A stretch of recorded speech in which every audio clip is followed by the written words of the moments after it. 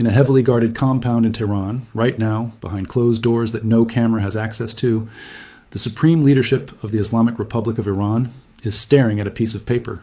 Qatari diplomats have delivered it. The message is simple. Sign it today. What is on that paper is something that 47 years of Iranian revolutionary ideology, 47 years of defiant rhetoric, 47 years of proxy wars and assassination plots and nuclear centrifuges spinning in secret underground facilities, 47 years of everything the Islamic Republic was built to protect, was supposed to make impossible. The paper says Iran will hand over its nuclear material permanently to the United States military, not to a UN inspection regime, not to a multilateral monitoring body, to American military custody. The institution that just spent weeks bombing Iran's bridges, its airports, its radar sites, its fast attack boats, its coastal defense architecture, and its most deeply buried nuclear facilities with 30,000-pound bunker-busting bombs dropped from B-2 Spirit stealth aircraft. That institution now wants Iran's uranium. And the mullahs, sitting in the rooms where they have spent decades insisting that their nuclear program was peaceful, that it was sovereign, that it was non-negotiable, those mullahs are being asked to sign the document that ends the argument they built their entire geopolitical identity around. This is what military power, applied with sufficient scale and sufficient resolve, actually produces. Not a ceasefire that preserves the status quo, not a negotiated arrangement that allows both sides to claim partial victory. A piece of paper that transfers permanent custody of Iran's nuclear material to American hands, delivered by Qatari intermediaries, with the implicit understanding that the alternative to signing is whatever comes next from the same military that just executed the most intensive air campaign against Iranian territory since the Islamic Republic came into existence. The deal is scheduled to be signed, the uranium is on the table, and the question is not whether the United States military forced the mullahs to this moment. The question is how, through what specific sequence of strikes, platform deployments, weapon choices, and strategic calculations, a conflict that began with Iranian drones attacking commercial ships in the Strait of Hormuz arrived at the moment where the Islamic Republic is preparing to permanently surrender its most strategically precious asset to the country it has been calling the Great Satan for nearly half a century. But let's back all the way up, because to understand what just happened, you need to understand the full architecture of the pressure campaign that produced this outcome. And more specifically, you need to understand why Operation Midnight Hammer, which most of the public commentary on this conflict has treated as a tactical strike operation, was actually the decisive strategic event that broke the Iranian nuclear program's institutional will to resist. The GBU-57 massive ordnance penetrator is the most powerful conventional bomb ever built, 30,000 pounds, designed with a single specific operational purpose: to penetrate earth and reinforce concrete at depths that make underground facilities believe they are protected, and then detonate inside those facilities at the moment of maximum destructive effect. 200 feet of penetration through hardened earth before the warhead initiates. 200 feet is the engineering answer to decades of Iranian investment in burying its most sensitive nuclear infrastructure as deep as possible beneath as much rock and concrete as Iranian engineering could install. The Iranian nuclear establishment spent years and billions of dollars constructing the underground enrichment facilities at Isfahan and elsewhere, specifically because they had calculated the penetration limits of every conventional weapon in the American arsenal, and they believed that going deep enough would make those weapons irrelevant. The GBU-57 is the American answer to that calculation, and the B-2 Spirit stealth bomber is the platform designed to deliver it, the only aircraft in the American inventory with the payload capacity, the stealth profile to penetrate defended airspace without being detected, and the precision systems to put a 30,000-pound bomb exactly where it needs to go from altitude. When Operation Midnight Hammer launched its B-2s toward Isfahan, it was not conducting a symbolic strike designed to send a message about American resolve. It was conducting a physical destruction operation against infrastructure that Iran's engineers had specifically designed to survive everything except what was being sent against it. The sites are gone, not damaged, not degraded, crushed. The underground ballistic missile storage facilities in Isfahan that were wheeling out ballistic missiles, firing them at Gulf state cities, and pulling them back in under the false shelter of reinforced concrete, the 5,000-pound bunker buster bombs that followed the Midnight Hammer initial strikes eliminated them. Dozens of ballistic missiles, potentially more, destroyed in storage before they could be deployed. Every missile that went up in that underground facility was a missile that the IRGC was holding for the next bargaining chip, for the next escalatory moment, for the next time Iranian diplomats needed to be able to point to a remaining offensive capability and say that Iran still had cards to play. Those cards are gone. The B-2s took them out, And that depletion of the remaining ballistic missile inventory is the single most consequential factor in the Iranian negotiating team's decision to bring the paper to the supreme leader and tell him he needs to sign it today. Now understand the broader strategic architecture that produced the moment where the Qatari diplomats are wheels down in Tehran, because Midnight Hammer did not operate in isolation. It was the culmination point of a sequence that began long before the first B-2 crossed into Iranian airspace. Operation Epic Fury, the broader air campaign that has been systematically dismantling Iran's military infrastructure across every operational domain, was always designed around a retrenchment strategy. Strike, pull back, ask if they want a deal.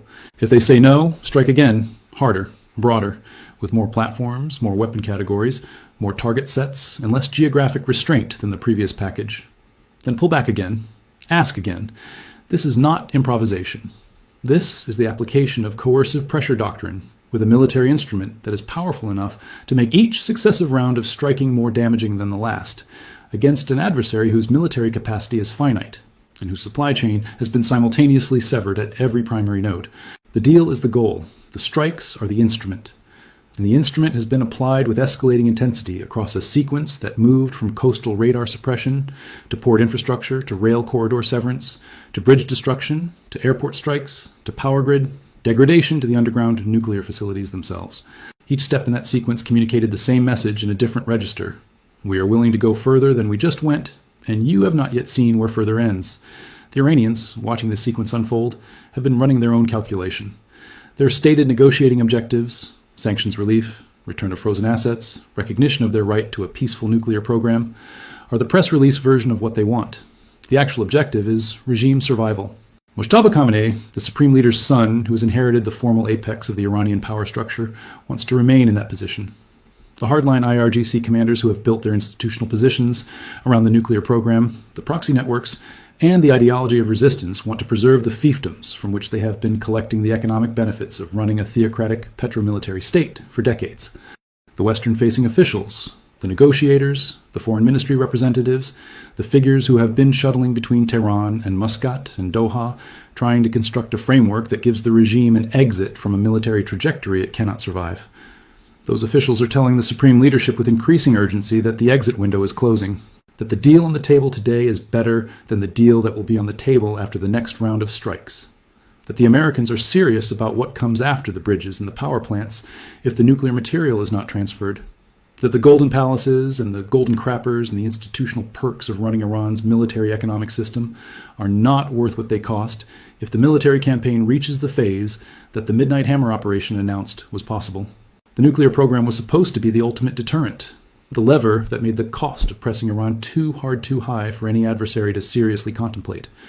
If Iran had a nuclear weapon, or was close enough to having one that the threshold for attack was ambiguous, the calculation for military action became prohibitively complex for any rational adversary. That deterrence theory depended on the physical existence and operational continuity of the enrichment infrastructure.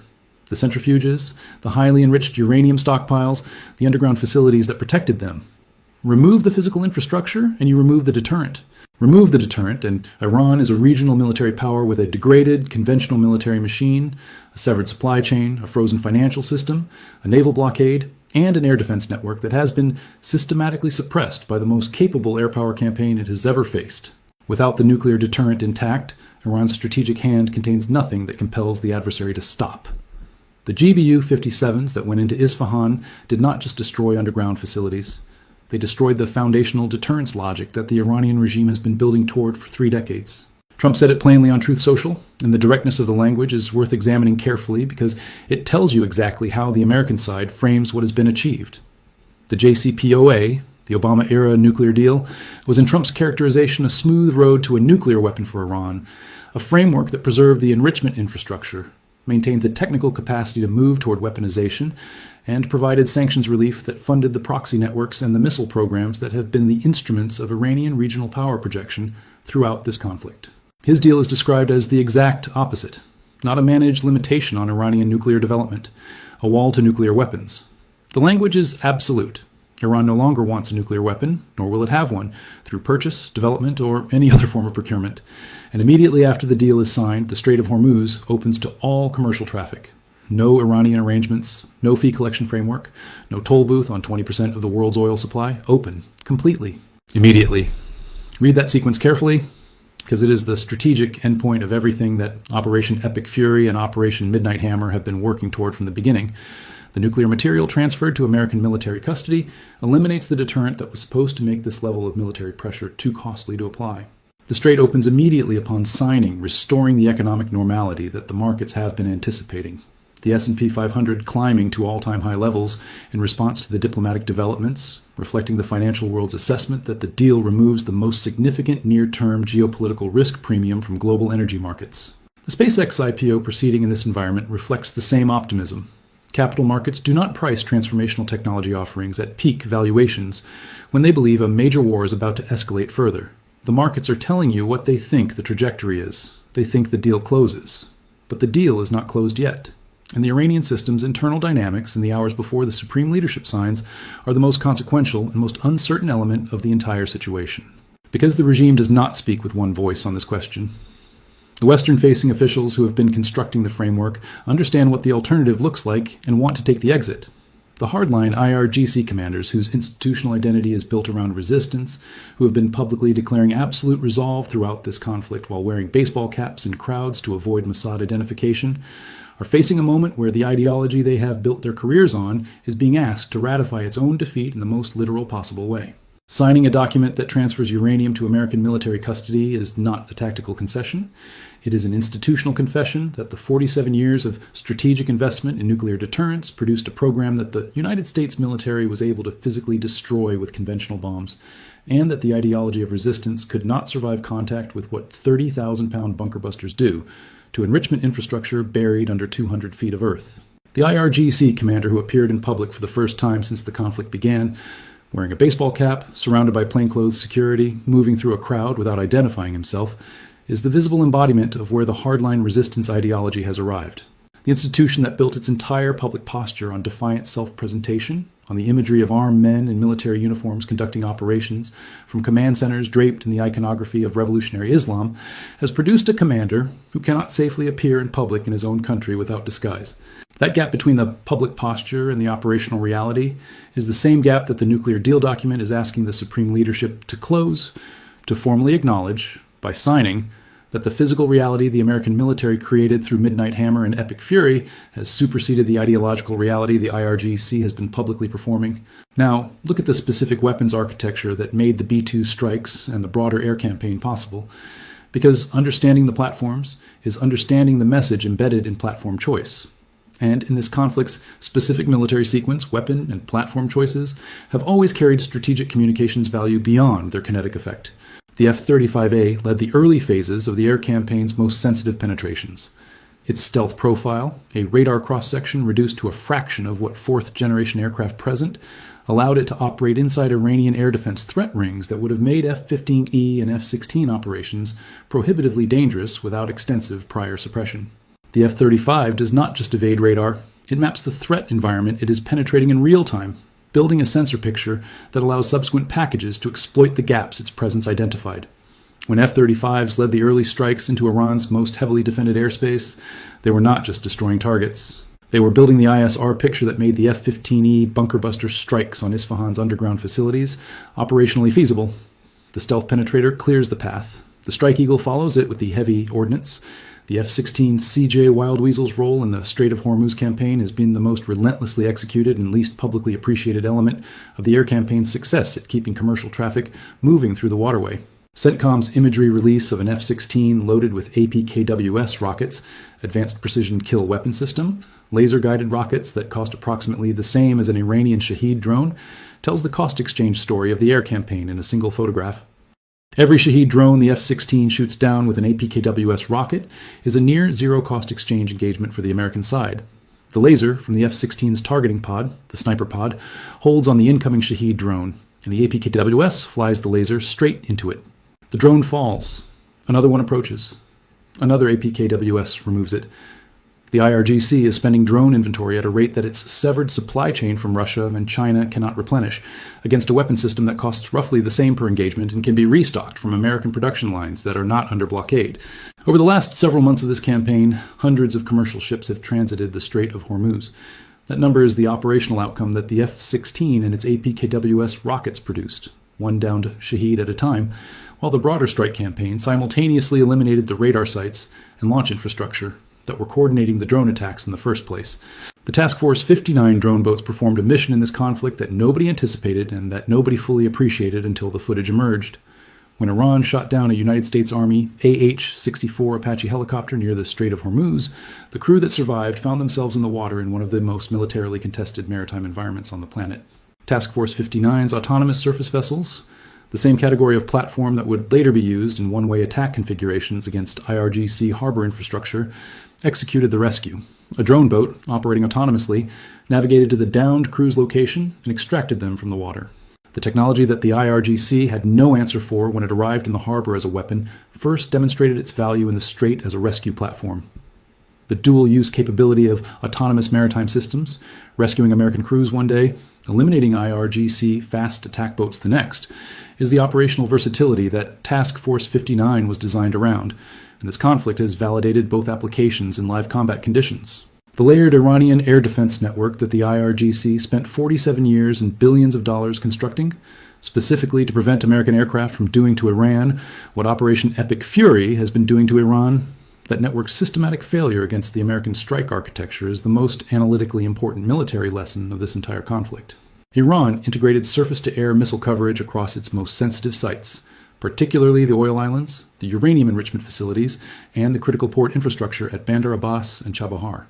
It built overlapping radar coverage designed to detect inbound aircraft at sufficient range to allow intercept attempts before ordnance release. It invested in electronic warfare capabilities intended to degrade the targeting systems on American platforms.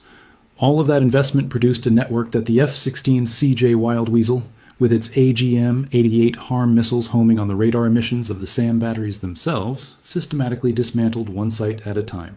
The radar that turned on to search for the incoming aircraft guided the HARM directly to its own location. The air defense that Iran spent decades building to prevent this campaign became, through the physics of the HARM missile's guidance system, the instrument of its own destruction.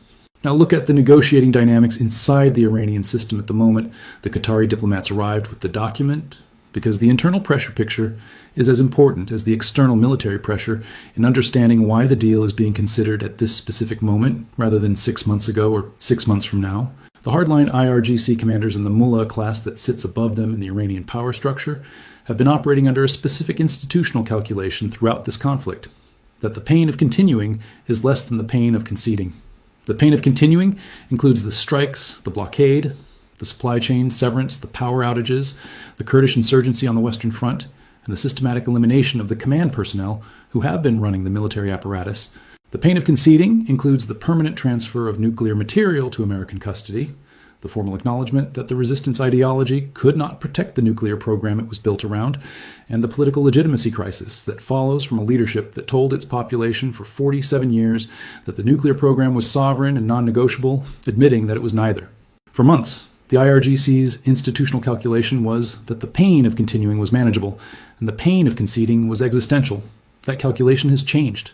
Not because the institutional ideology changed, because the physical reality of what has been destroyed changed what is available to continue with. The Western-facing officials, the foreign ministry negotiators, the pragmatic political figures who have spent this conflict trying to find the diplomatic exit that the hardliners were refusing to take are the internal pressure, counterweight to the IRGC's resistance calculation. These are people who understand what the regime's golden palaces and golden crappers represent as a material reality, and who understand that those material benefits survive a deal that removes the nuclear program, but do not survive a military campaign that continues until the institutional infrastructure of the regime itself is the target. The IRGC can continue to resist philosophically. It cannot continue to resist practically once the military capacity that makes resistance operationally meaningful has been eliminated below the threshold required to sustain it. The pragmatic officials are making that argument internally, in the rooms where the hardliners are still talking about massive opportunities and drone campaigns against American leadership. And the hardliners, who have spent this conflict hiding in baseball caps in crowds and watching their commanders killed in their own cities, are running out of the operational credibility required to dismiss the pragmatists' argument. Trump's framing of the deal versus the JCPOA is analytically precise in a way that the diplomatic coverage of this conflict has not fully appreciated. The JCPOA left the centrifuges spinning. It left the enrichment infrastructure in place. It left the technical knowledge, the engineering capacity, and the institutional momentum of the Iranian nuclear program intact. simply managed by inspection regimes and enrichment level limits that could be reversed faster than any diplomatic mechanism could respond. That framework was always contingent on Iranian compliance, and Iranian compliance was always contingent on Iranian institutional incentives. And the IRGC's institutional incentives always included the nuclear program, as both a deterrent and a bargaining chip whose value required its continued existence. Trump's description of his deal as a wall, not a road, not a managed limitation, but a wall, reflects the operational reality that Operation Midnight Hammer created. A wall is not an inspection regime. It is the physical destruction of the enrichment infrastructure combined with the transfer of the remaining nuclear material to custody that the Iranian side cannot access without American permission. You cannot cheat your way around a wall by spinning centrifuges that have been crushed by GBU-57s and whose uranium has been transferred to American military possession. The Strait of Hormuz dimension of the deal's immediate effect is the element that the markets are pricing most directly. Iran's ambassador told the World Peace Forum in Beijing that service fees would absolutely be charged on Strait transit after the 60-day operational window established in the Islamabad Memorandum closed, that the toll booth on 20% of the world's oil supply was the Iranian position, and that the joint fee collection framework Iran and Oman presented to Washington was the mechanism for implementing it. Rubio rejected it immediately. Trump said permanently toll-free. And the military campaign that followed Iran's violation of the MOU, the 4 waves of CENTCOM strikes, the naval blockade, the bridge campaign, the Midnight Hammer nuclear strikes, is the American response to the proposition that Iran could charge tolls on an international waterway. The deal that the Qatari diplomats are delivering says the strait opens completely and immediately upon signing. No toll framework, no fee collection mechanism, no Iranian arrangements. Open. That outcome, achieved through the application of military power at the scale and intensity of Operation Epic Fury, is the permanent answer to the IRGC's 47-year project of using the strait as a leverage instrument against the global economy. The strategic analysis that serious observers of this conflict have been conducting throughout its current phase has consistently identified regime survival as the Iranian leadership's actual bottom line. The objective that all the stated positions about sanctions relief and frozen assets and peaceful nuclear program recognition were proxies for. If the deal being negotiated gives the regime a version of survival, if the hardline IRGC commanders can continue to exist as an institution, if the political leadership can continue to occupy the positions from which they collect the benefits of running Iran's political economy, if some version of the theocratic structure remains in place even without the nuclear deterrent that was supposed to guarantee its survival, then the deal represents the minimum concession that buys the maximum institutional preservation available to them under current military pressure. That is not an attractive outcome for an institution that built its identity around resistance, but it is more attractive than the alternative that the Midnight Hammer strikes and the continuing Epic Fury campaign have made concrete, a military trajectory whose next phase was the power plants, the bridges, the Pickaxe Mountain facility, and whatever the Situation Room reviewed in the broader campaign plan that U.S. officials described as operations more complex than anything yet executed. The CENTCOM deterrence posting in real time, the F-16 with APKWS rockets, AIM-9X Sidewinders, AIM-120 AMRAAMs, and GBU-54 laser-guided GPS bombs published on CENTCOM's official channels, is the American military's contribution to the negotiating environment. Every image CENTCOM releases of an armed aircraft in the operational area tells the Iranian negotiating team that the platform that took out their radar sites, their Shahed drones, their fast attack craft headquarters, and their underground ballistic missile storage is still there.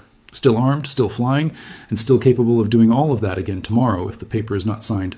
The deterrence posting is simultaneous with the diplomacy because the deterrence and the diplomacy are not separate instruments in this strategy.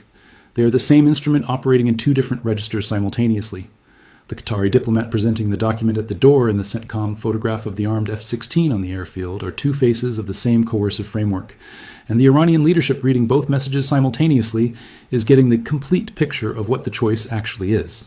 Over 40 ships transited the Strait of Hormuz in the 24 hours surrounding these negotiations, down from the 110 daily average of the pre-conflict period, but moving in the direction that confirms commercial maritime traffic is not waiting for the diplomatic conclusion to begin resuming. Shippers and insurers and maritime operators are making their own assessments of the trajectory. And the trajectory they are pricing is one in which the strait returns to full operational normality as the military and diplomatic sequence reaches its conclusion. The S&P 500 at all-time highs, the SpaceX IPO proceeding, the 40 transiting ships, all of it is the financial and commercial world's forward-looking assessment that the deal closes and the conflict ends on terms that remove the geopolitical risk premium that Iranian strait disruption has been imposing on the global economy for the past months.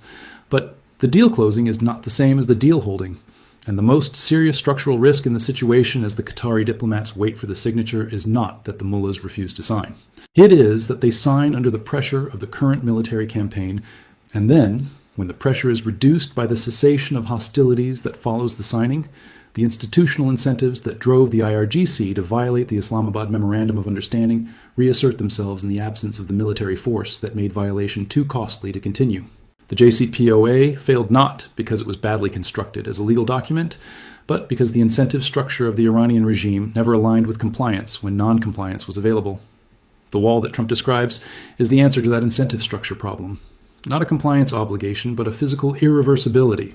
You cannot rebuild a nuclear program whose infrastructure has been destroyed and whose material has been transferred to American military custody by signing a diplomatic note declaring your intention to do so. The wall is not an agreement. It is a physical condition. And physical conditions have a durability that agreements do not. The IRGC glass door review that nobody from the institution would ever file publicly, the anonymous assessment of an organization whose management keeps assigning its personnel to boats in the Strait of Hormuz that nobody comes back from, is the darkly comic encapsulation of where the institution finds itself. Enormous propaganda budget, great murals, non-existent work-life balance, and a small boat program whose participants have been described by their superiors as having gone on a sunset cruise, when what they actually encountered was the full weight of American carrier aviation, HIMARS batteries, autonomous surface drones, and Wild Weasel harm missiles in a waterway that the United States military has just declared it will run permanently and be reimbursed for running. Go back to the room where the supreme leadership is sitting with the document. The Qatari diplomats have delivered it. The paper says Iran's nuclear material goes to American military custody permanently.